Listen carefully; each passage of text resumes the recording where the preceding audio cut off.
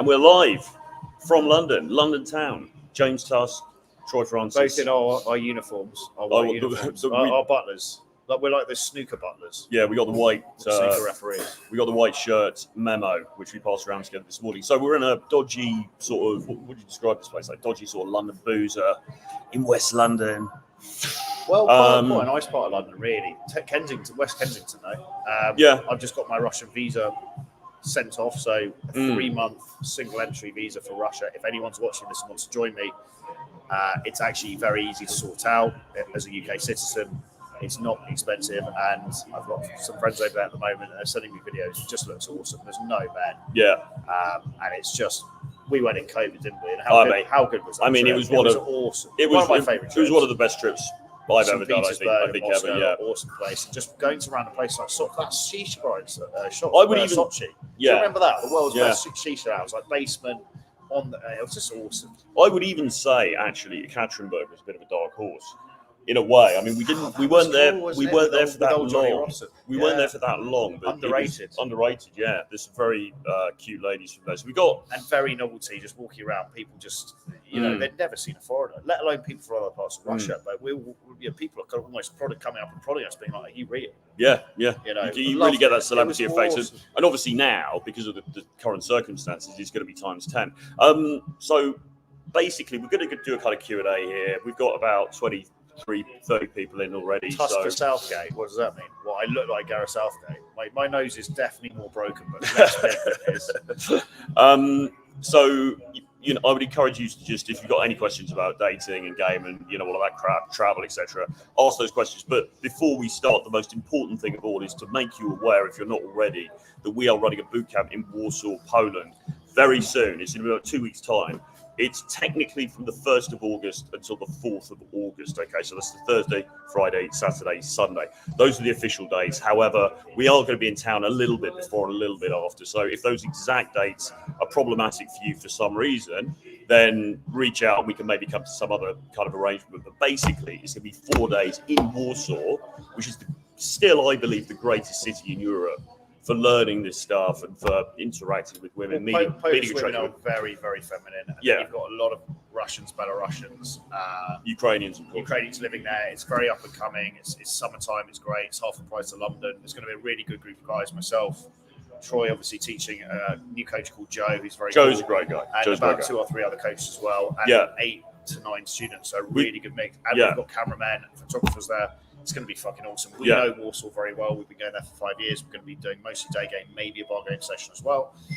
We're going to be in town from the 29th of July until the 6th of August. So I'd encourage you to come out early. Most of the students doing the boot camp 1st and 4th of August are coming out earlier, just kind of acclimatise and charge around. So there will be people there. If you can't make the official boot camp dates, you're more than welcome to come out before and just join us for a couple of bespoke sessions. It's the only time this year we're probably going to go there. And then, we weren't even going to do it this year because we've done it. People kept asking about it. Yeah, people by popular demand, because we kept doing it. We've done it for like several years now. It's always a crowd pleaser. We spent a lot of the summer. I certainly have myself in Warsaw teaching, because it's just such a great place to teach, because you've got so many opportunities. There's so many attractive women there.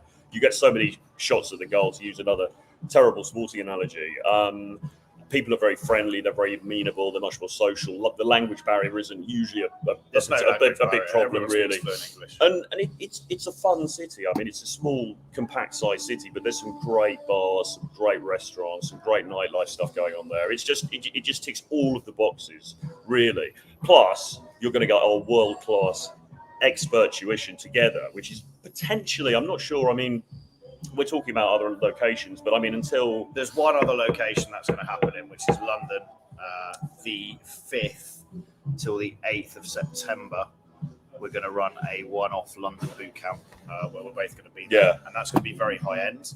But we'll talk more about that maybe subsequently, because that's a different type of boot camp, very high end. It's going to be more tables. It's going to be more theoretical based, and it's going to be high. It's going to be sort of quite high end. Well, guys should come to both, because there's a few guys that I messaged saying about Warsaw, and they're like, "Oh yeah, but I like the sound of maybe training in London." I'm like, "We'll do both." Yeah. Because London in autumn is actually an awesome place to be. But Warsaw in summer is the place to be. It blows London out of Warsaw this time of year, and I'd say September time, actually, London, probably takes it from Warsaw. So do both. Yeah. And if you decide to get in touch and you decide you want to do both, we can give you a discount on both.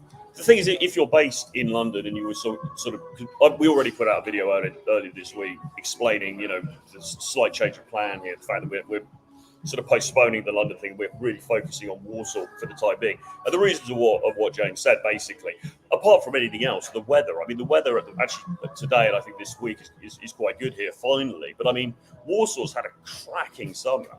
And obviously that means everybody's out, everybody's in a good mood, the girls are wearing their nice summer dresses and all that kind of thing. It's just hard. It's hard to think of a better place in Europe to practice this stuff and to really break the back of it. And what you need, whether you're a beginner or even intermediate, and you could even argue, you're advanced but you want to get up to the next level, what you need is exposure, okay? And there are so many opportunities there to get into social situations with women, right? In an easy way, where they're pleasant, they're feminine. It's not like the reactions you get in the Anglosphere. They're not finger wagging and why are you approaching me? It's just extremely feminine. They enjoy being feminine women. They enjoy masculine men approaching, and the most masculine thing you can do as a man is approach, because that's exactly before these dating apps. That's how for millennia people met each other, right? Eastern European women, I've noticed in general, respond extremely positively, probably the most positively in the world, and it's to do with their. If you think about how feminine they are, it's literally the direct opposite, which is the direct, penetrative, masculine energy, stopping a girl in the street or in a coffee shop, telling her why you're there, not necessarily verbally, but through your sub-communication. I had to say hello. Being upfront. Being upfront, and women respond, it's like catnip to women over there. They love a masculine man because it's a polar opposite of what they are, which is extremely feminine, and it's the yin and the yang. You need to have two opposing energies in a relationship. And the Eastern European women there are incredibly feminine. Generally. Absolutely. So do us a couple of favours. Let us know if the audio's all right on this, because we are in a public space. I think hopefully it's okay, but let us know about that. And the other thing says, well, if you're watching this on X, which you might be, because I seem to be getting quite a few viewers coming through. Television X? No. Not Twitter. Yeah, formerly Twitter, X. If you're watching this on X, that's great. But just bear in mind that if you want to comment and you want to ask a question, I would encourage you to come over to YouTube to do that, because you can ask a question under the video on X if you want, but it's a lot easier for us because our software, we're only able to see the comments from YouTube. So I'd encourage you to come over to my YouTube channel, obviously subscribe, but then write a question or a comment if you want to slag us off or whatever. Come over to YouTube to do that, because your comments are more likely to get seen, basically. And we do have some comments coming through already, but I mean, you've been back in, just a quick catch up from your point of view, you've been back from Mexico for about a week now? Yeah, in London, and just seeing the family, and then off to Warsaw, obviously with you shortly. Yes, and then after that, off to Moscow. And then just to re-emphasize the point, if you are UK based and you want to join me in Moscow, I'm going to be there for 3 months. Are you? So presumably, from the conversations we've had, you are going to be there for 3 months, because you're going to have it's single entry. So yeah. So you are. I was trying to go for double ender, but they don't do a fast track service. They take a passport for 2 weeks. It's too long. But can they really not expedite that? Or no, it's for some reason they can't. But welcome to join me in Moscow. The plan is to, after Warsaw, on the 5th or the 6th, fly to Istanbul for a couple of days, which is an awesome place, and then fly from there into Moscow and spend the summer in Sochi, Moscow, St. Petersburg. It's phenomenal. I mean, you're really going to the source of some of the most feminine women in the world. They're very culturally curious. They really like Anglosphere stuff. So our advanced game was in COVID, running around going, hello, English, cup of tea, James Bond, Harry Potter, give me number. That seemed to work like catnip. Yeah. London. So if you're suited up, I mean, you've got the oligarch class, which is the top 0.01% of men, and then you basically have no upper middle class. So as kind of, middle class dudes from London, that's where we fit into. Well, it was interesting actually, wasn't it? Because we started out in Moscow, which is the richest of the cities, I would say, and also I think there's the most billionaires there, whatever. We went to St. Petersburg afterwards, but then when we went to well, I was actually thinking we ended up in a random place called Kazan, which is a lesser known. Do you remember that? Which is a lesser known city. Muslim city in Russia. Yeah, interestingly enough, it's a largely Muslim city in Russia, and we had this idea because you know how everyone talks about exotic value. We thought these British guys, you know, okay, Moscow, yeah, whatever. These girls travel around internationally. They're not going to be that impressed. Then we go to Kazan and we think, oh, we're going to be like fucking, we're going to be treated like the Rolling Stones or the Beatles here because, you know, who from Britain has ever really gone there? Basically didn't get a look. And basically they didn't give a monkeys. But also because it's a university city, there was no one there.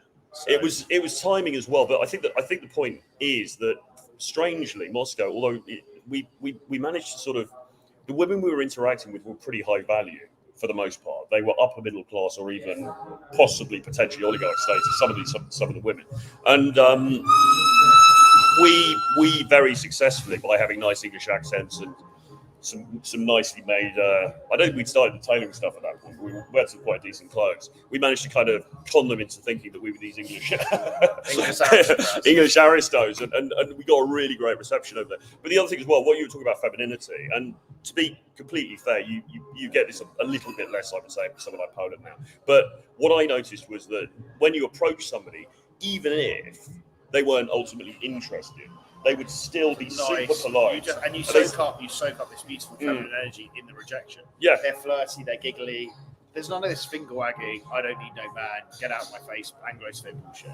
It's a very pleasant I remember going up to place to get rejected. Yeah, I mean, if you want to get rejected anywhere... Well, I'd say Finland, Sweden, Russia, Ukraine, and Brazil are the best place to get rejected because there's no rejection. Well, it's just I'm not interested, but it's done in a very ego-protecting way. But there was this kind of inherent sort of respect, I think, for the masculine, or maybe it was of course, because they throw out. I mean, there's a great video. If guys want to, get in touch, send us an email. info@james.tusk@HolmorTroy@realtrumpfrontis.com.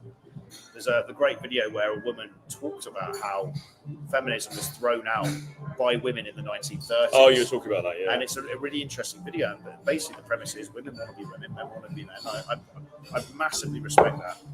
And I just think the Anglosphere, having, being from the Anglosphere, I think the Anglosphere, when I say the Anglosphere, I mean the UK, US, Australia, Canada, it's just a mess for dating. You've got just a mess. It's a mess of masculine energy on masculine energy. And quite frankly, I mean, I haven't dated an English girl for 15 years. I don't intend to. The juice is not really worth the squeeze, as they say.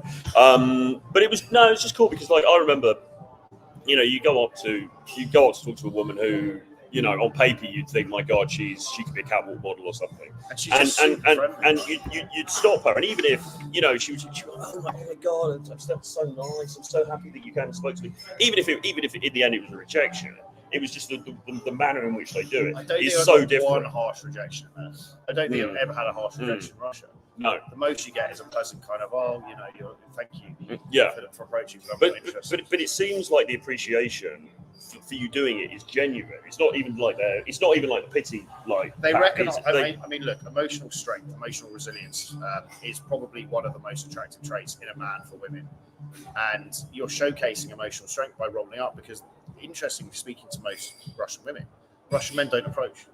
As most nations, people don't approach. So all women all around the world, even a strident feminist, will be something. She might not show it, but she respects the balls of a man who's willing to put himself on the line in potentially harm's way, and risk it all for what he wants. Right? He who dares wins, as the SAS have tattooed on their campus. Yeah. I mean, I filmed a long video yesterday talking about the pros and cons of so-called cold approach, or let's call it social approach versus social circle game, and I don't want to get into all that now because it's whatever. But we're teaching the wrong thing. But we're teaching the wrong thing. No, I think there's a place for both. I don't think there should be a big debate between the two because I think both can work. Symbiotic. But I also think, if ultimately what you want to do is sit in nightclubs and be surrounded by beautiful models and create a great Instagram, do that. That will absolutely work for you as and when you have the social skills to make it work. However, equally, if you're walking down Kensington High Street or something and you see a girl who's absolutely your type sitting outside a cafe drinking a coffee, why wouldn't you spend 2 minutes to go up and talk to her and just say, hey, listen, I think you look cool. I wanted to come and say hello. Like why is that suddenly verboten and it only has to be done this one way. I mean, I think the two things should work together and can both work. I think it's also partly the personality type as well, isn't it? A little bit. I mean, you might not be the sort of person who wants to be super social in the way that, the Vegas kind of game works. I mean, I don't know if I think it's situational dependent. I mean, passion stems from action, doesn't it? And I remember the days of me going out helping out some of the guys that we know in general in common and kind of getting into routine of almost being a semi-promoter for 3 times a week. I actually really liked it. Because once I got a bit of boozed out of me, I was charging around like this chicken. It's fun. It is fun. Sure. I like kind of charging around, making sure people are having fun. So I actually quite liked it. I should really have been a promoter. Thinking about it. Well, all of the wrong. Every time we meet, we just realise all of the wrong career choices we've done. Well, the problem being a white male dating coach in the Anglo-Sphere in 2024 is you get less action than porn star, and you get way more grief. It's possibly the worst career choice really that you could make. And there's nothing worse than walking into a room of extended family and knowing at some sort of weird on Jean's dinner, for a 90th birthday, and knowing that they've all just watched you approaching on YouTube and infield, and they will quickly put the phones away as you enter the room. There's this kind of weird, awkward vibe in the room. I mean, there's nothing quite as embarrassing and awkward as that experience I've had multiple times throughout my tenure as an alcoholic homeless. I mean, a dating coach. Suave, sophisticated. We're going up market. Remember, guys, we're going up market. Who's Oswald Mosley? I don't. Well, he's a fascist. We'll get into that in a second. He's a fascist former politician. Probably best not to get into. All right, so maybe we won't. So David Carey says, I've day gamed in Kazan. Thought it was pretty good. Large pedestrian area in the centre. Okay, fair enough, man. Well, maybe you did better than us. I mean, no excuses. We were only there for a couple of days. At a dead time, though. There's literally no one in the city. It's a big university city, and it's supposed to be awesome for that. We were there out of season. I mean, yeah. All right, so let's go through some of the things people are saying here. My eyesight is so bad these days. I need to get the old laser. Well, it's just best decision I ever made. Used to wear contacts. Is this working? I don't know. If you're talking about my dick, quite possibly not. Tusk, do you know Lux Maximus? No. Who is he? No, we don't know who that is. No username. Greetings. By a girl you like. Move on. What are your thoughts on Hormaxing? Sure. If you want a Hormax. Should we make this the title of the video? I love the way everything's maxing now, isn't it? So it looks maxing. It's just an easy way of saying it, isn't it? Yeah, I haven't got any thoughts on it really. I don't take a moral or ethical position on it. I think if you want to do that fine, do it. I mean, you do you basically. I do think though that in general, as James always says, there's 3 elements really to any enjoyable. The holy trinity of the chase, romantic, romantic sort of sexual situation, the chase, the bang, and then the snuggles. And you're not really, you're ruling out really at least 2 of those. I mean, hopefully you're getting 1, but you're ruling out at least 2 of those really in most paid for situations. So it's not ideal, but whatever, Just join what happens at boot camp. Comment below. Actually, that's a good question first from Johan. Do you have any mental routines for after you get harsh rejection? Laugh about it, gamify it. The best thing you can do is throw yourself into the uncomfortable situations in life, because that's how you grow. You only grow from failure. You don't grow from sitting in a comfort zone. Your brain is operating against you. It's a 2 million year old survival machine. It will keep you in a comfort zone if you listen to your brain and you allow it to dictate proceedings. But the best thing you can do is listen, understand that piece of knowledge, and then override yourself and throw yourself out of your comfort zone, because everything good happens in life outside your comfort zone. True. And also as well, I mean, firstly, to be honest, harsh rejections. I mean, we've been slagging off the Anglosphere in London and everything, but even here, to be honest, generally speaking, what will happen is a girl will either say, "Oh yeah, sorry, I've got a boyfriend," or she might say, "I'm not interested," or What's she might. What's the worst rejection you've had in London? Night game or day game? I can think of my one for night game. The only one I always forget them. This is probably the only one I could blank them out. That's how you do it.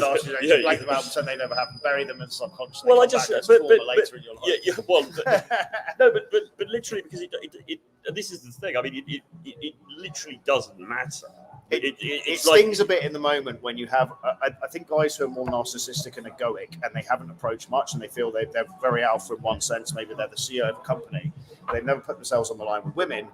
That will sting a lot more initially because they're not used to having basically people say no. But I'm quite narcissistic and egoic as well. No, but you've done so many reps, you understand. The only one I can remember, and the only reason I remember this is because you mentioned it yesterday, was not in London, but that one with Mr. N in Saloon, where I went up to, and he was trying to get some. We were trying to film some infield like footage, so he got me to go to this Australian girl, and I wasn't even really massively feeling it anyway. That's the worst, is when you feel you get pushed in. Yeah, for whatever reason, you're not really into the girl as well. Yeah. And then she blows you out. Yeah, and I was kind of like, hey, we just saw you look nice, whatever. I wanted to come say hi, and she's like, oh, that's so sweet. It's the diminishing. It's not taking you serious as a sexual. Yeah, it was just the pity pat on the shoulder. God, that's so nice. That's so. Oh yeah. Anyway, I've got to get going. And it was, and that I think I was in a bad mood anyway for various reasons, and that one really rankled. I'm sure I've had worse, but in general, like I say, to be honest, you're okay with it. Well, it's not like I'm okay with it. I think I do block it out quite quickly, though. It's just not a big deal, and also the 6 years of challenge stuff is really good because you go out, especially say bar game, get blown out a few times, you're feeling a bit socially stagnant. It's all about momentum, and you just don't give a fuck, right? After being rejected a few times, you just kind of open up and you're like, why do I give a fuck? Because it's a Seneca thing. We suffer way more in our imagination than reality. Right? Do you reckon Seneca was good at game? He's probably out there smashing it. Well, he probably wasn't actually. He was probably too stoic. Was he a slave? Or was that Epictetus? Maybe. We need to check. Maybe somebody can tell us. But what about you? You had a really bad one. I've had a few when I've been drunk charging around nightclubs, just got women kind of pushing me away from their friends, and maybe I've been a bit too forward. I had one girl pour a glass of wine on my head. I thought it was going really well. She's a Parisian who, I don't want to generalise, but my experience can be quite stuck up, and I thought it was going really well. She's laughing at my jokes, and I leant in and went, you're so sweet, mon petit facochère, which means my little warthog. Just a joke.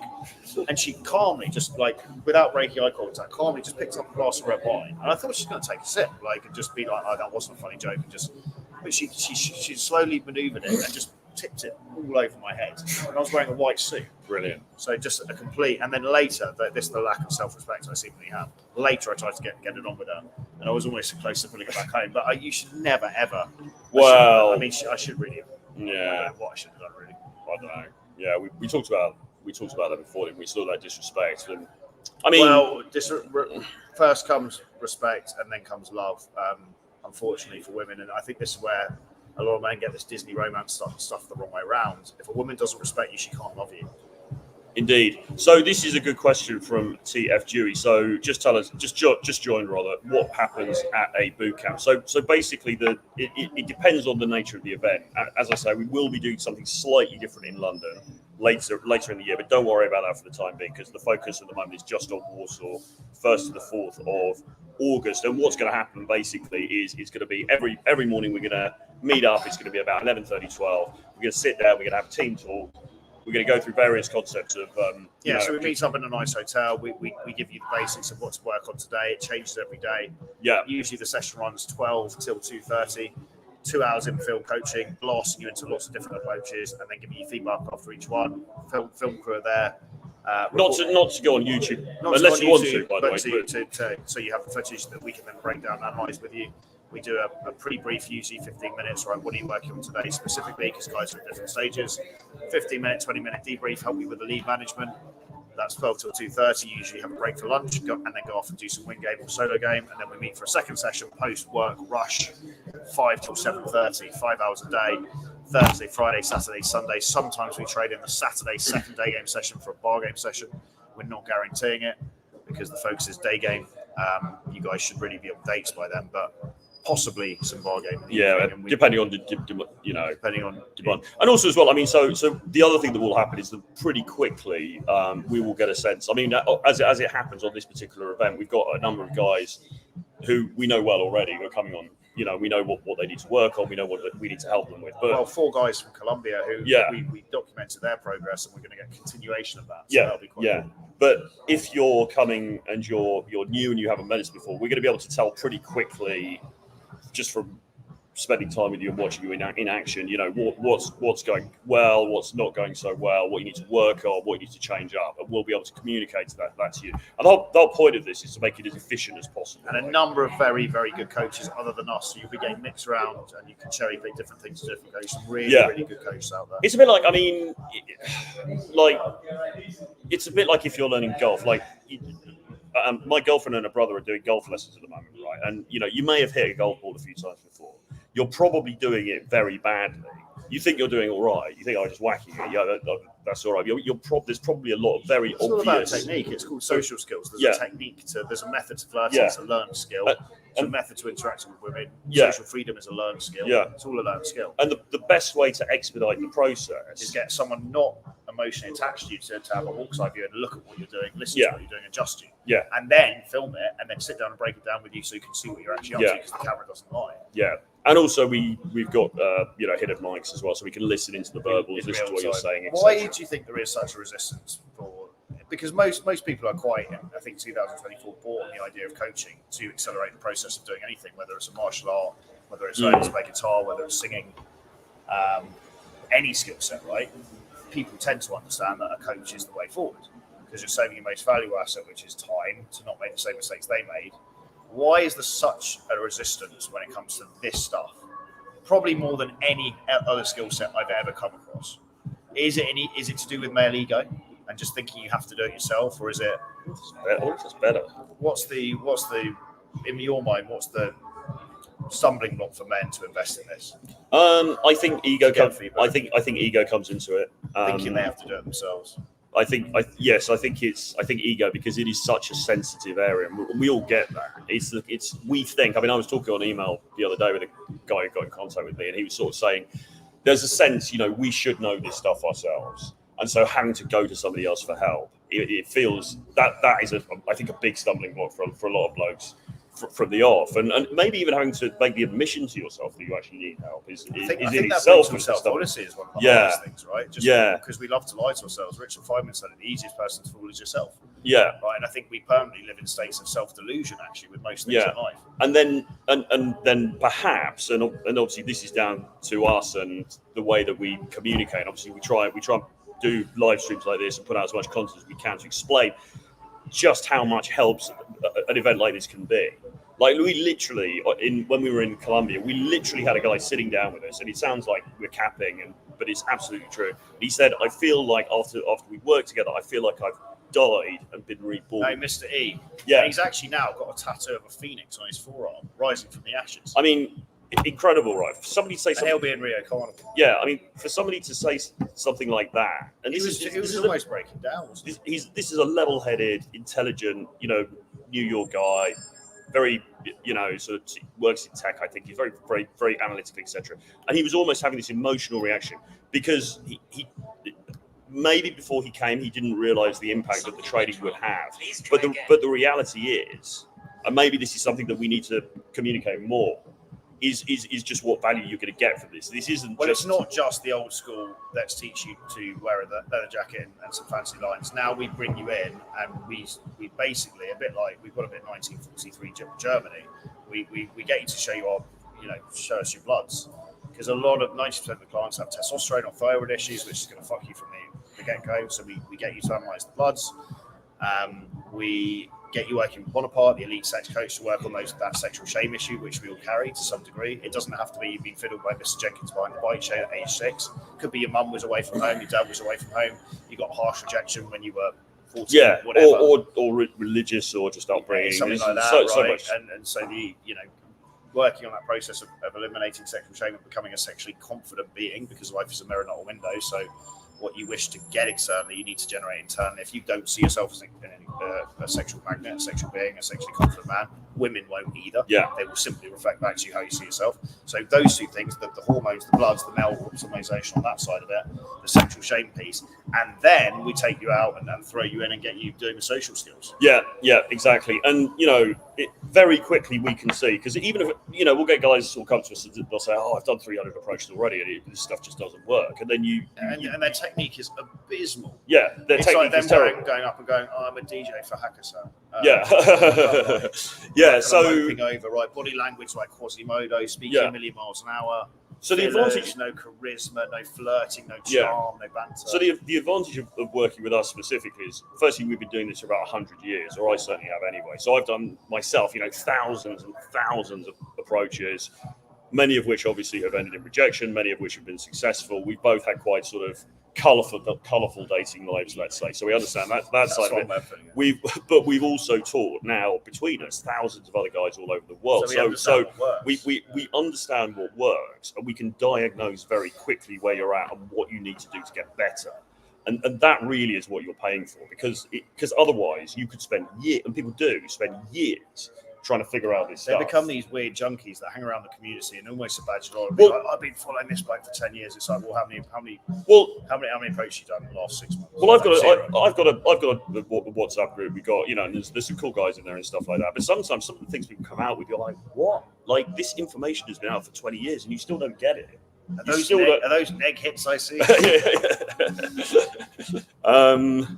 All right, rock steady. So just a quick recap. Warsaw dates. We're going to be there from the 29th of July till the 5th of August. The boot camp actually runs from the 1st and 4th. A couple of spaces available. If you can't come for the whole 4 days, you're welcome to get in touch, and maybe we can do something bespoke where you train for a couple of days. It's an awesome place to be, full of Eastern European stunners. Get in touch. Send us an email, info@jamestusk.com. Include your WhatsApp number, or troy@realtroyfrancis.com. Include your WhatsApp number as well, and put the title of the email, Warsaw Immersion. The one time of year we're going to be there this year. It's an awesome place to be. We're both going to be there in our white shirts. A number of other very, very good offline coaches are going to be there. Some of the best in the industry, actually. Very cool group of students there. We know a number of them personally because we talked before. Peak of the summertime, stunners everywhere. What's not to love? Why the fuck wouldn't you be there? Why would you sit, watching this crap in some fucking, village complaining about the fact you haven't got any women there when you've got the money to travel, and not get on a plane to Warsaw? From the UK, you could be there in an hour and a half, 100 quid flight. Exactly. It's very, very easy, quick get to over there. We may do a meet up, but that's not. Did you want to? I want to do a banner just with the dates on it and stuff. But as I'm doing that, Rocksteady's asked if one of the female trainers keeps giving IOIs at the gym, but there's no opportunity when she's with our clients and other people. I would be gym approaching is actually something I do a lot of. So I moonlight between gyms because I like working out, and I also really enjoy girls in shape. So a lot of the approaches I do are actually in gyms, and I moonlight between different gyms. The nuance here is if it's your regular gym, you've got to be a bit more delicate. It's a bit like a workplace attempt, right? You've got to be nuanced. You've got to make sure the bird's actually into you, and you've got to be prepared if it blows up to leave that gym. So definitely don't go direct in this situation. Find an excuse to talk to her, and through the subliminals of how she's interacting with you, you're going to be able to sense whether she's actually down. But just be careful if it's a place you always have to go back to. I'm always a bit wary about saying to guys, go for it, unless it's like you think it's your soulmate. It's always a bit. It's very much dependent. I mean, places that you have to go on a daily basis, regularly. You've got to be nuanced with this stuff. It's more playing the long game, the social circle game, and you've got to be. That's why I like cold approach, because I can jet around. People don't know who the fuck I am. I can burn places out. Like when I travel around doing gym game, I'll moonlight on 3-day passes between different gyms in, say, Colombia, burn the place to the ground, right? Go 3 different days, 3 different times, 10, 15 approaches. I'll go at peak time like 7:30 till 9, say, for example, in the mornings on a weekday, and then I'll go 5 till 7 on purpose to hit the peak times to approach and talk to women and get numbers. But I know I'm leaving the gym. I know I'm never coming back, right, after 2 or 3 days, so I'm a lot more forward, and I'll literally go up and start conversations. Sometimes still indirect. I'll just kind of test for interest, right? Hey, can you recommend someone? That's exactly what I did with. In fact, that tends to be my line for everything, every time. Do you know where an foreign exchange is? That's what I say. In Hull. Do you want another drink? Diet Coke, please, with ice. So I'm gonna keep this one going while James goes to the bar. We got 102 people watching this now, if you're watching this on X, I would encourage you, if you can please just come over to YouTube, subscribe to my channel, but more importantly than that, put comments into the comments section, because we're able to read them on our software, whereas if you're doing it via X, it's harder to pick up your comments if you've got comments or questions. I try to do a banner here to just give you the bootcamp information. And if people are interested in discussing Moscow as well, tell them to get in touch as well. Yes. So, James, I don't know if you heard that. Post-Warsaw, post-August 5th, I will be in Warsaw, Russia for 3 months. Very easy to UK to get a 3-month visa for a couple £100. You're more than welcome to join me in Russia. And I'm going to be charging around filming, running bespoke sessions. It's a fucking phenomenal place to be. It's the jewel of the crown, in my mind, and actually better than Ukraine because no women have left, but all the men have left because they don't want to be conscripted. So perfect. And we've got friends sending us videos from bars in Russia. It just looks awesome. Yeah, I mean, a friend of mine has been living over there for about 18 months now, and he has, been having a really great time. I'm sorry about this. I'm just trying to. I don't understand why this thing's not working. All right, I don't know. Let's go back to the main questions anyway.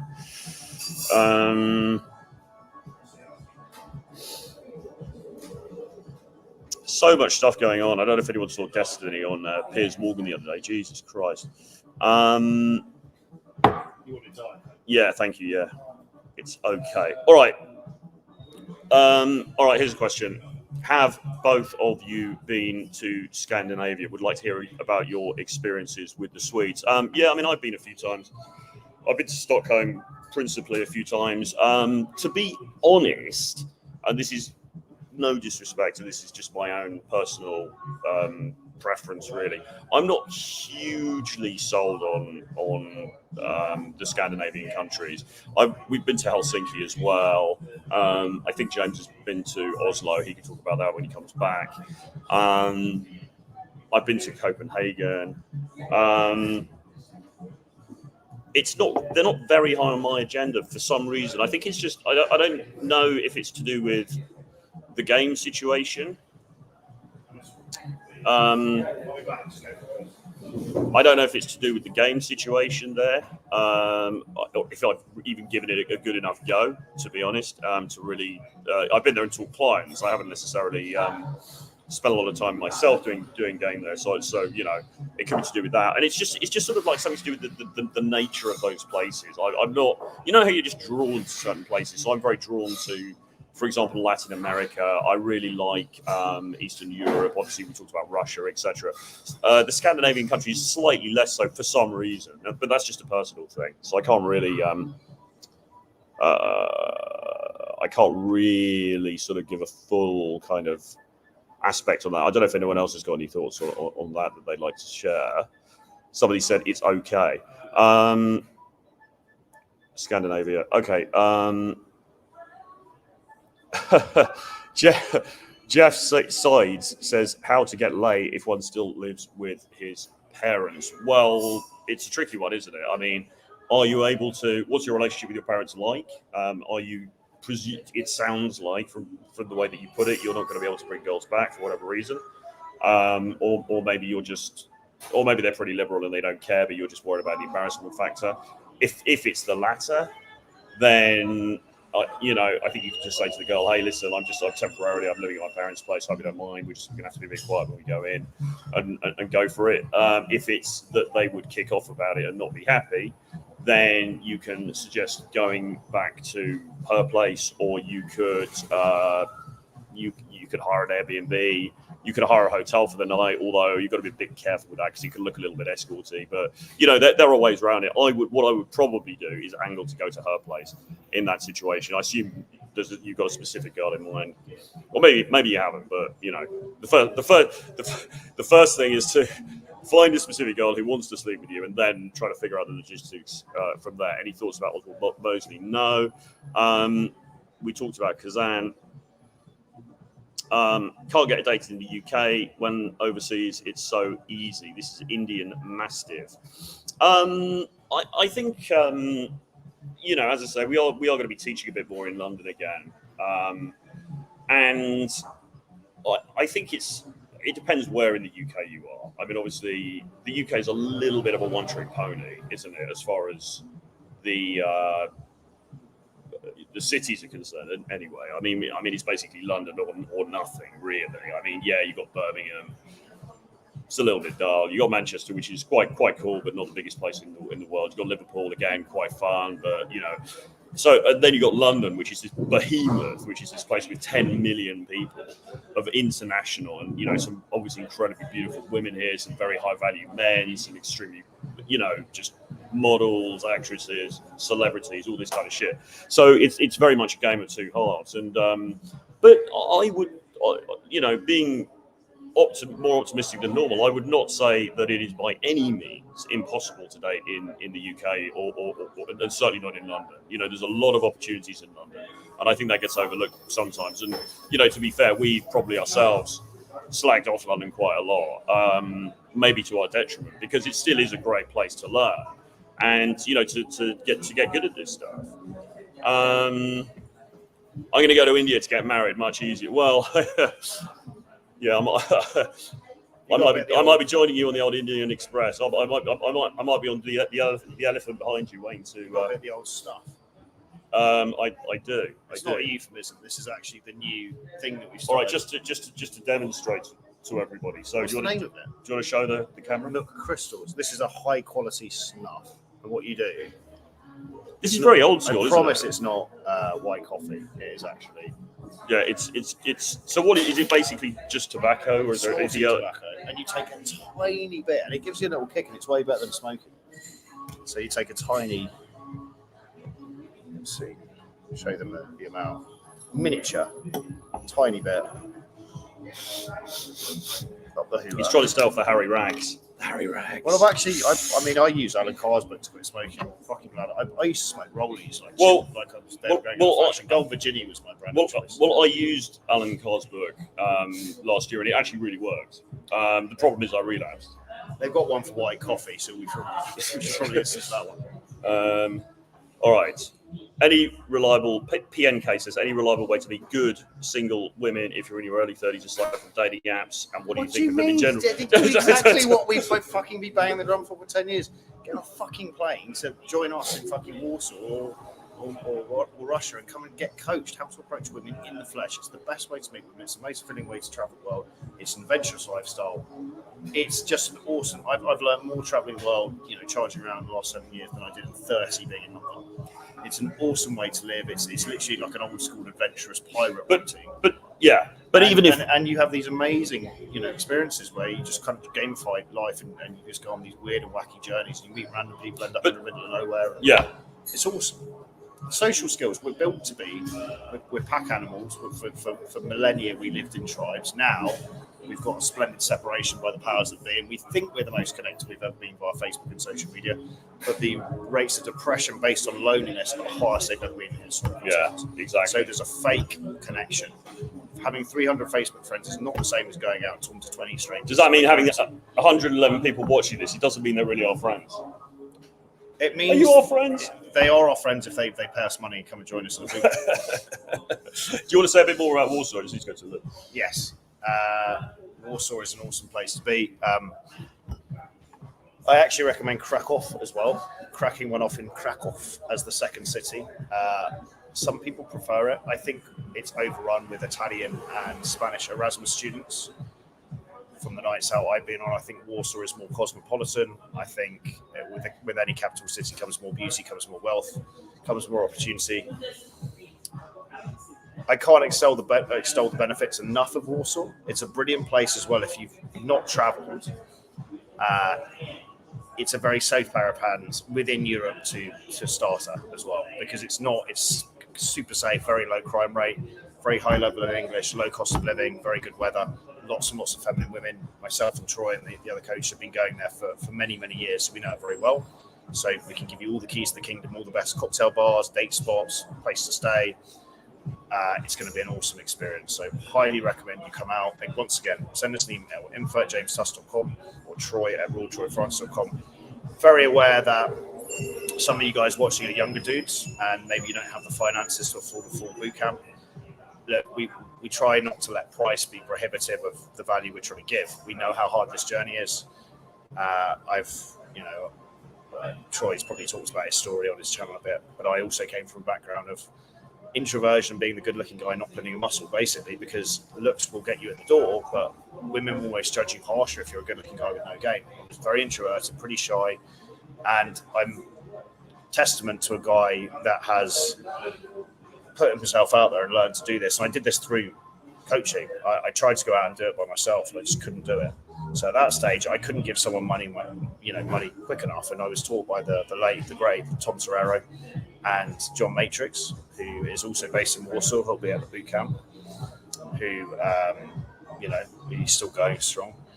And I'm glad I did that, because what happened was I got thrown in, over a course of a weekend in London in 2012 to about 200 approaches. It broke the back of the approach anxiety, which is the thing that stifles most men, that most guys need to get over. The equation we always say to remember is social freedom. So the ability to speak to any human being at any time, plus social intelligence, emotional intelligence, the ability to banter, tease, flirt, read body language, right? First part of the equation. If you can't speak to people, you can't practice the second bit of the equation of being charming. So the majority of the boot camps for first timers is just throwing you in relentlessly to women you find attractive in lots of different scenarios. Girl walking on the street, 2 girls walking on the street, 2 girls sitting on a park bench, 3 girls sitting in a restaurant. Every possible scenario you can think of where you see a hot girl, you go and give it a shot. When you put yourself on the line, you go direct. We don't say you should go super direct, like you're beautiful, but we say, I wanted to come and say hi, or you looked interesting, or you caught my attention, something like that. And you're basically just testing for interest. You're starting a conversation. And if the girl wants to play ball, into a conversation you go, and you take a number, potentially a date, And it's when you go through this process, when you've broken the back of the approach anxiety, and you're actually doing the reps consistently, and you can go out by yourself and each week do 15 to 20 approaches. That's what I recommend as a bare minimum. And the way I recommend to do that is 2 or 3 situational approaches per day. So in the course of your day, as you're walking around, on the way to work, at the gym, lunch break, on the way to see your friends post-work, you see a girl, you go up and take the shot. Do that 2 or 3 times a day, Monday to Friday. That's 15 done already. Friday evening, go out with some mates to a bar, hit some more approaches, maybe 5, 10 approaches in the bar. Go out Saturday day with a wing, do some day game, do some bar game in the evening, and you've easily hit 20 approaches per week. That's 80 for the month, right? That's 80 opportunities that the average man will let go. And if you live in a reasonable sized city, you guarantee you see women walking past the whole time that you wish you had the balls to just at least say hello, right? Because you wouldn't be watching this content otherwise. So it gets to the point of frustration, I think, to such a degree that eventually guys go, right, you know what, fuck this, I'm going to stop watching the content, I'm going to get out there. They start to try to do the approaches, and for most men like me, I just had too much anxiety. I had too many demons going on in my head, ruminating too much anxiety, nervous. Grew up in the UK, with 3 brothers, went to a private school, not exposed to women. Only exposure to women was going out, getting hammered in bars, so I never spoke to women really sober. And so I was like, right, enough's enough. It was a self-respect issue, actually, in the end, that forced me to do a boot camp. Because I was like, I can't do this by myself. I'm 27 years old, 37 now. I need to be able to speak to women sober.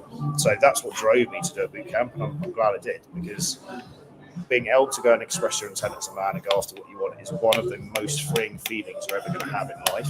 And it's not even about the end result. It's the fact you're able to see the girl and then take the shot, which is actually half the joy of the thing, isn't it? Actually having freedom of your own life. You are a playable character, and you can tell yourself to do a certain thing, and you go and do it. If you really start to feel like you are regaining some sort of control in the process, which you are to an extent, because when you're on the apps, you're at the prey of the algorithms. You're not your profile. Also remember that most women are on there for the coin of a female realm, which is validation. Yeah. They're not actually looking to me. If you can actually see somebody that you think she's attractive, I would like to get to know her. I'd like to have a conversation with her, and you're literally able to walk up and say hello and look her in the eye and give it a shot. And women really respect this. They understand that the acid test for being a masculine man in 2024 is so low, right? Gone are the days where you had to have you know, the pickled heads of 7 enemies around your neck when you weren't pulling a muscle, right? 6 wasn't enough. Thankfully, we live in the softest time of all time in the Anglosphere. So if you're an Anglosphere guy watching this, UK, US, you know, Australia, UK, US, Australia, Canada, and you've had a fairly safe middle class upbringing, it's a lack of masculinity that's probably hamstringing you, basically being soft. Absolutely. Right? And Gold Approach is great because it toughens you up, it humbles you. Doesn't matter how hot the girl is the night before you slept with, you can go out the next day with a bad vibe and get blown out by absolute buffaloes, and it humbles your ass. And it's a great way every day to in a micro way face your fears, because no dude likes running up to strangers and putting it on the line. It's an ego hit. Yeah, absolutely. And the other thing is you literally never know what's going to happen. It's usually a good thing, because if you get rejected, you took the action. There's no downside ever to cold approach. No, but there is a downside to not doing it. Yeah, because regret is the poison of all poisons. Exactly. It seeps into your veins and wrecks you as a man. And you never regret the things you do in life. You only regret the things you do. Exactly. So Baker's good to see you. Didn't notice it. He's on the channel quite a lot. I think he's moved up to Leeds. Have you ever met him? Not in real life. How long has he been watching the concert? Years. And he's never done a boot camp. Baker's, what are you doing, man? Come to Warsaw with us. Baker's online. I think. Are you in Leeds now or Manchester? He's out there somewhere anyway.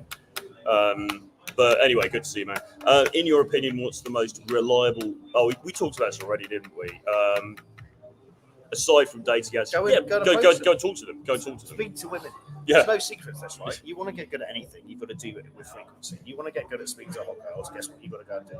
Speak to hot women a lot until you're comfortable with it, and then you go from being comfortable with it to actually getting good at it, and then you start getting laid a lot, and then you realise that none of it meant anything, and the mountain was you, and the women were just a Trojan horse to conquering your own fears. Absolutely, and it won't make you happy anyway, and then you'll still be looking for spiritual sort of sucker that. Well, it's the Albert Camus Sisyphus model, isn't it? You're pushing the rock up the hill, but guys will then take that and go, oh, well, James and Troy are saying, right, actually, so the pot of gold at the end of the tunnel is you're not happy from approaching and banging women. But no, it doesn't work like that. You have to have done it. It's a bit like Bezos going, money doesn't matter. Or the Bilzerian thing recently, you know, the Dan Bilzerian thing recently, where he was saying, oh, what I've realised after sleeping with all these models. Yeah, but you have to go through it to realise it. Brand says it as well, but you have to have done it. Yeah. You can't avoid the stuff in life that you want. You all see, every man secretly knows they want to be able to approach women at the drop of a hat. Women want to be approached like this because every rom-com movie I've ever watched, the protagonist basically lands up and does cold approach. You've got a Matthew McConaughey it, basically, in a less cheesy manner. Best books to read on the subject of day game approaching. Well, you should definitely buy Renegade Dating Blueprint, which is my collection. There'll be a link below, so you can have a look at that. But look, if you watch Troy's channel for a while, you don't need to watch. You need no more theory. Most men can sit. No, you should give me the money though. What's up? You should give me the money. Buy the book and then come and do a boot camp. But the best way to learn is actually in the flesh. You don't get good at tennis by reading a book on tennis. You get good at tennis by getting out there, practicing the strokes. Yeah, the feel of the balls, the bounciness of the strokes, the rod. the strokes, the balls. 10% theory, 90% action. But having said that, Tom Torero, if you find his stuff, that's good. I would always recommend. Torero stuff's excellent. Yeah, I would still recommend Book of Pook. I think he's very good. 60 Years of Challenge. Who is a blogger? You can get his PDFs online. Chateau Artiste or Royce, the blogger. Very, very good stuff. And who's the other one? Good Looking Loser. I'd also recommend his stuff. All of this stuff is overkill. And actually, we've had this debate before. If I could have had my time again with doing no theory, would I've gone down that path? And arguably, actually, I think if someone had just put guns to my head and said, right, you've got to approach 20 women a week for the next 3 months, come and note down your progress, I would have done that. Yeah, well, I mean, theory, because theory gave me an escape hatch to not actually take action. And you could also then it's analysis paralysis. You just go overboard thinking, oh, I didn't think the exact right set there. I did so much theory to the point where I couldn't even leave the house. Yeah, and I felt it stifles just even speak to family members because I'm overthinking everything. It stifles you, yeah. 99% action, well, 0.1% blank. Yeah, 0.9%. So Bakers says it's Leeds Pride this weekend. Going to be an interesting parade in the streets doing day game. Right, so you get solo group sets bills. The ugliest women of all time, which are rugby league fans. The Leeds. No, Leeds Pride. Talking about gay pride. Yeah, but that's not better than Warsaw. It's not.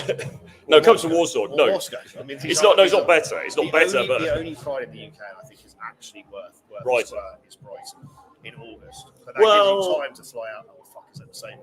That's the end. That's the end of August. No, listen. If it's Leeds Pride this weekend and he wants to go, fine.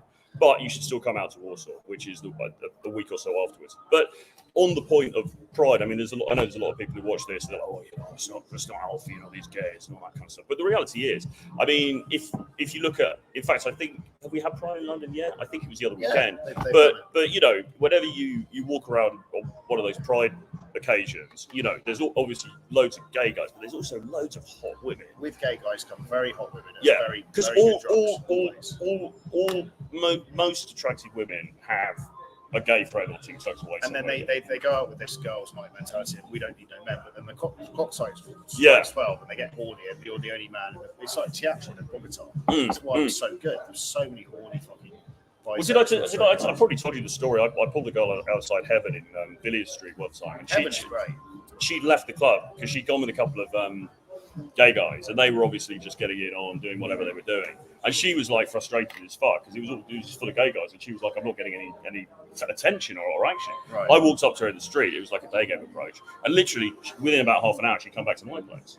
Amazing. So put aside your any prejudices you might have about that kind of thing, because the reality is, as I say, most girls that I've dated, a lot of attractive girls have the odd gay friend here or there, and it's just they talk about having shoes and shit, and they complain about their boyfriends. It's just part of the vibe. So but at those events, obviously you're going to have less competition because less straight guys go. So it's an interesting point.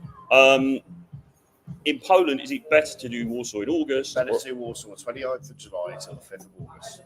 When we're going to be there, obviously.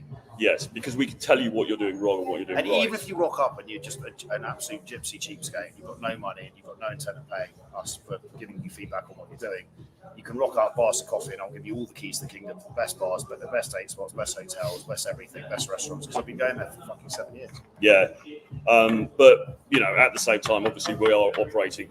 This is a serious endeavor. So obviously, well, we're happy to, we might even do like a little meetup or something while we're there. To do a meetup, but I mean, the danger of the meetups is it's a bit dick in hand, because again, it gives guys an escape hatch to be like, oh, let me go and meet these guys, pick their brains for theory that I'm never going to use, and then not approach.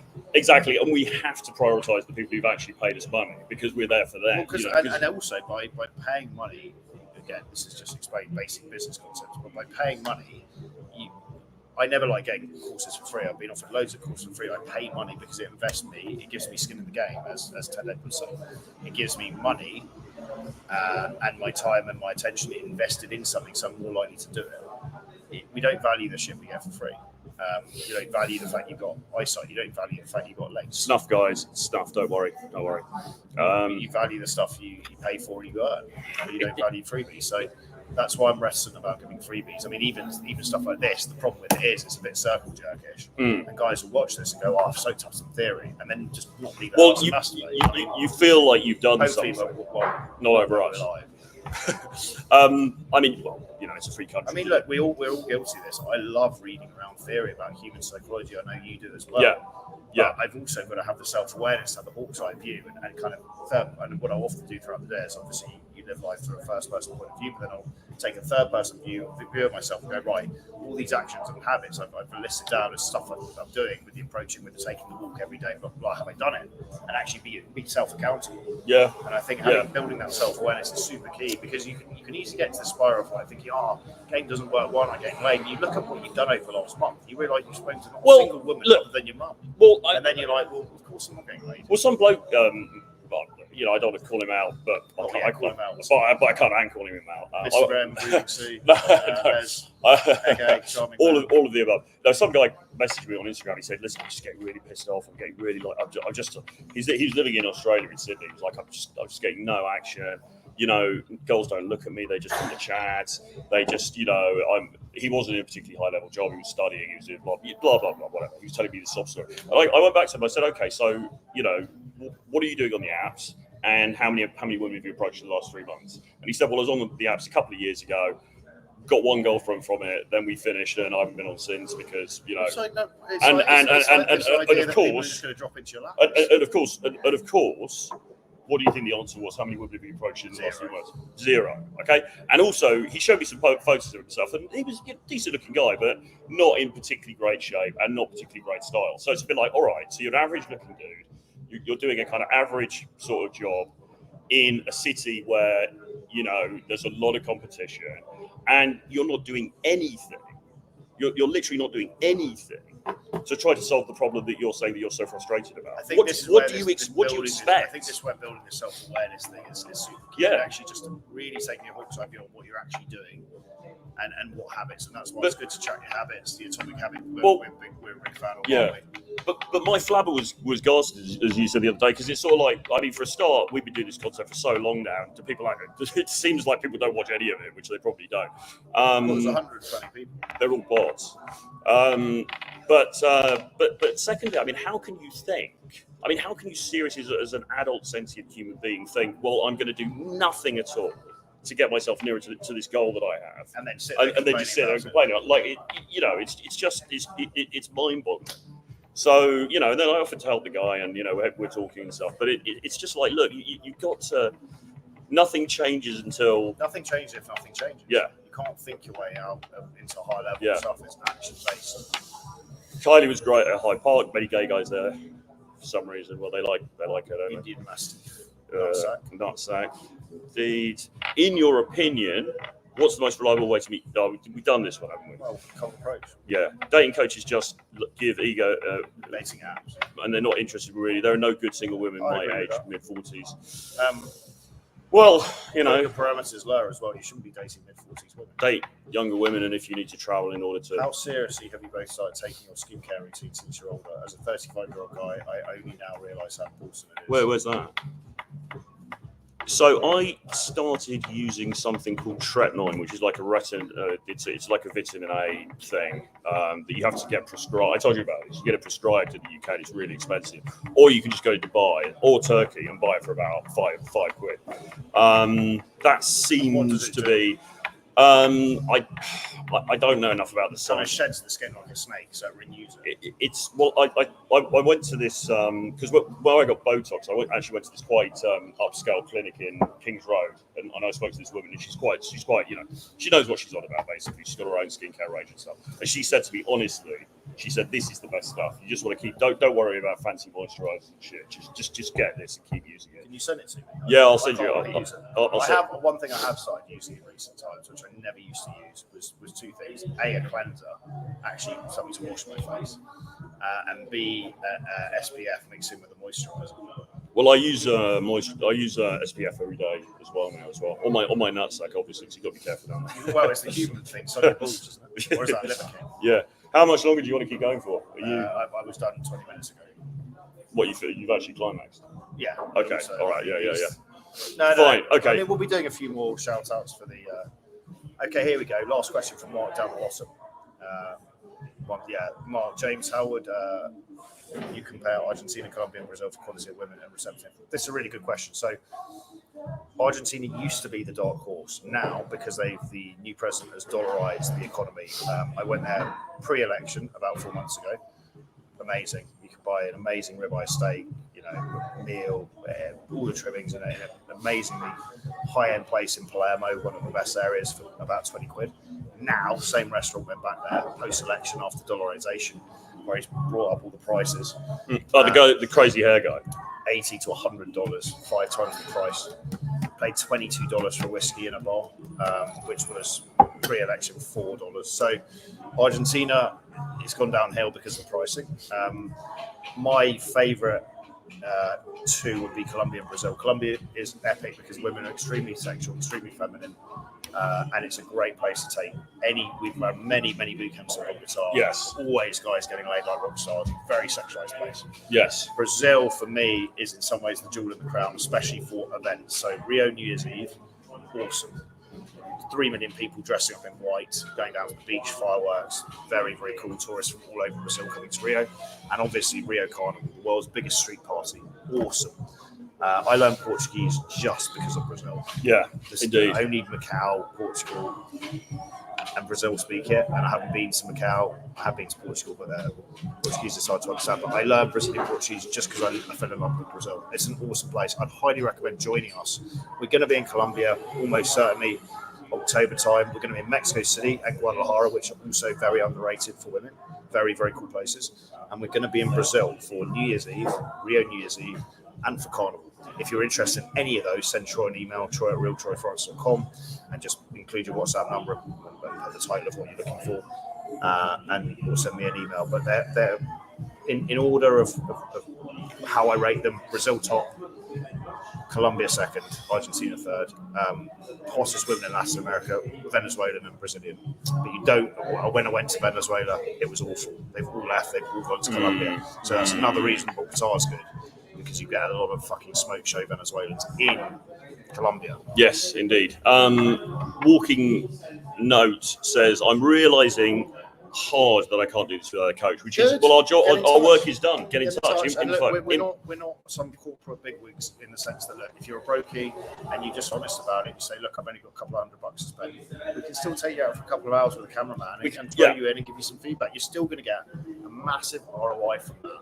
Yeah. And just throwing shit at the wall and hoping it sticks, which is what the approach most men take to social skills. Well, or they just don't do anything, or once a year at the Christmas party when they're drunk, they give it a crack, and it's with the office secretary. Yeah. Just very quickly, this was. Can you talk about switching from being social with alcohol versus social life has struggles? Well, you can very well, because obviously giving up booze. Well, I mean, I haven't drunk for a long time, so for me, it was kind of like I did a lot of my proper game. I actually did sober, and there's no quick easy answer really, other than you've just got to throw yourself in and force yourself to do it, and it will get easier. And you drink less now anyway. I bet I haven't really drunk for 3 months, and I've significantly cut down. I actually find I'm more. The most you're sharper calibrated I am is when I'm sober. You drink because it's a ritualistic thing, and you walk up on it and you go to while you have a drink. I'll still do that. I'll have a cocktail, but I won't hammer it in the place out anymore. Exactly. Okay. Well, look. Anyway, guys, there's a couple of others actually. Just click back on the. What else? One I wanted to address here. This one. There's the last three we'll do here. Okay. All right. So Credium 400. Let's say I want to try geomaxing for a month. Right. What country region would you choose? European summer now is the place to be. Europe. I would join us in Warsaw, 26th of July. 29th of July to the 5th of August. Or I would come to Russia with me for 3 months. Just literally go and live with him for 3 months. Yeah, he'll be awesome. You'll have a great time. I'll show you around Russia. He'll cook you borscht every day. And, we'll ride around the Trans-Siberian. You'll see a babushka playing what's that? I like an accordion. Accordion, drinking, swinging vodka. We'll get off at random places in the middle of nowhere. They've never met a foreigner, and you'll just see the receptiveness of the women. It's awesome. Extremely feminine. Some of the most beautiful in the world. Or later in the year, join us in Latin America. Every year from October till April, I go to Latin America for Latin American summer, taking guys to Brazil, Colombia, Mexico, Argentina. It's an awesome lifestyle. You'll meet some brilliant women. A little bit cheerleader in the background, which we can't mention because we'll get into. So, question to both. Do you think the desire to hook up endlessly is the result of unresolved issues and an anxious attachment style, and that we should get in single, healthy, stable relationships? I do actually think it's probably to do with us. I mean, I can speak for myself, and I think for you, I think we've both got anxious avoidant attachment styles. I absolutely do. Well, I sort of I veer between. I think is anxious avoidant. I get the kind of. There's one that's called confused avoidant or something, which means you kind of want them, but then when you get them, you want to push them away. And I get that. Grass is always greener. Well, I get that. I get that with some people, but with a lot of people these days, I'm just much more avoidant. I'm just much more like, do you know what? I don't really give a monkeys. And yes, I think that definitely plays into it. And yes, childhood issues and blah blah blah. It probably plays a part, but. So what? I mean, it is what it is. Get on with it. I mean, I'm in a relationship now, so you've been in relationships yourself. I mean, it's for at least 9 years. How's it going? Sometimes I'll sit on the left one and do the old straight. Yeah. But look, I think the life cycle most guys need to do is they need to go through the grinder and they need to approach loads of women, sleep with loads of women. I actually do think the number needs to be 100 to figure out. You've raised the stakes higher than anyone. Well, because I'd slept with around 65 women before I got into game. Most of them were buffaloes, but before I didn't go into game, so I needed to up the game more so for me. It was actually 100 women I actually fancied, cold approach, and I actually seduced.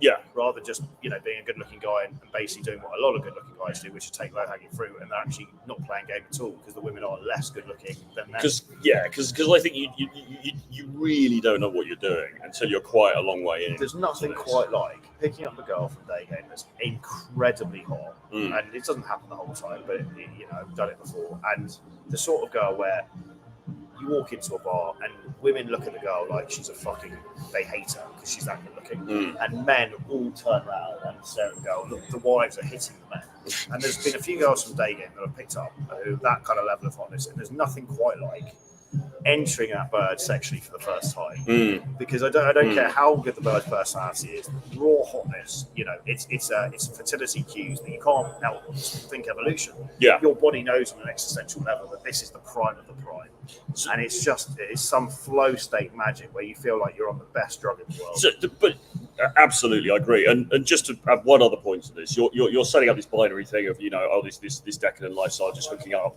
versus this, should we get into healthy, stable relationships? Eventually, yeah, that's the kind of transition. But you have to go through all the singledom to reach the point of getting from a place of abundance. All I was going to say, the point I was going to add though was, yes, you can do that if you want, but remember that not all relationships are stable and healthy either. I mean, you're out of the frying pan. Most are not, because you haven't learned games. Yeah. So the hardest game to be played is in a relationship, and that's where people lose frame. So it's not this binary where you've got these relationships that are all perfect and amazing and everything's wonderful, and then you've got this. Everyone thinks you cash your chips out of the game. Yeah, it doesn't work like that. Okay, here we go. Well, sort your life out. You're 30 years old, you're still living at home, sort your life out, bro. You only live once. You know, odds of being alive, according to scientists, calculated is 1 in 400 trillion. Are you really playing the 1 in 4 trillion to the best of your ability on card, right? Are you taking off for granted you being a person? Get on with it. I mean, you kind of got to do everything, really, man. When you say you're well fed, does that mean you are in? Just send us an email. It's a sort of kind of car crash question where you need a lot of help with different things. Send us an email. We can give you advice. Info. I got HPV. Who gives a monkfish? Germany and Romania I found tougher, and Denmark. Those were the 3 duds for me. Is it possible to travel to America? He's an American, though. I've had a number of conversations with Americans, and I've spoken to my contact in Russia, and it's fine whether you're American or you're UK. You can still get a 3-month tourist visa issued. My government will block my credit cards, and they won't send me. Yeah, you're allowed to take 10 grand in cash with you. You're allowed $10,000 in cash to bring in, and then you can change crypto if you need. Get in touch. I've got this all. I've been looking at this for like the last 2 months. Yeah, he's got a PhD in it. So Kralian says, thanks. I'm definitely thinking about planning. Okay, so get in touch. Send us an email, Troy at Realtor France, or James, info@jameshuss.com. Include your WhatsApp number. I'll talk you through both. Okay. Do you not get sick of living in Airbnbs? And well, it tends to be hotels really these days. It's high-end hotels. I'm like a high-end homeless person. They like to do different hotels. I'm 53. What should my age range really be when I date women? 20. And I don't really want kids. Always go 30 years younger. Absolutely, man. That's the rule. Well, look, we taught Mr. R, one of Chicago's finest lung doctors, 62 years old, now in Chicago dating a 25-year-old American. It can be done. We're teaching Mr. G, who comes out, Mr. G Spot comes out frequently, and he is often going on dates with mid-20s women. Age is not a big deal for women if you've got your shit together and you can hold approach, you've got riz, you've got charm. Absolutely. These are the biggest things that you can learn as a man. You can learn this stuff. We're so lucky being men because all of the valuable traits can be worked on, whereas a woman, it's a complete lottery. You're born an unattractive woman in a poor country, you're fucked, right? There's nothing you can do. You're born as a man who's not particularly good looking. Luckily, looks don't really mean fucking shit. You can be a facially unattractive guy, but be a very good-looking dude in the sense you're very well put together. You're ripped, you're shredded, your fashion's on point. You've got charisma, you've got social status, you've got money, you understand the dark arts, you understand how social dynamics cocky work. Playfulness is all that stuff. A learned fucking skill. We live once, gentlemen. 1 in 400 trillion. That's the odds of being alive, right? According to scientists. Are you really living it to the max, or are you sitting there watching this hand-shandying to bukkake scenes on the beach, which I've never watched before? Well, they might have two screens open at the same time. I don't mind if they're double screening it, but multitasking is bad for the soul. The greatest general of all time, bar Genghis Khan. His one piece of advice was Napoleon.